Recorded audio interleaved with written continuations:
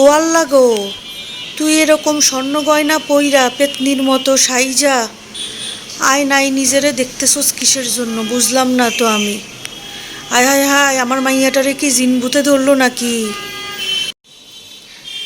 না মানে আম্মা, বলছিলাম কি, কালকে না আমাকে ছেলেপক্ষ দেখতে এসেছিল। ভাবলাম যে তারা দু একদিনের মধ্যে হয়তো বিয়ের ডেট ফিক্সড করবে, তাই ভাবলাম একটু নিজেকে আয়নায় দেখি, বউ সাজে আমাকে কেমন লাগে। আর কিছু না। আরে আর পোড়া কপাল রে, একটু আগে হেই বেড়ারা ফোন দি না করেই দিছে।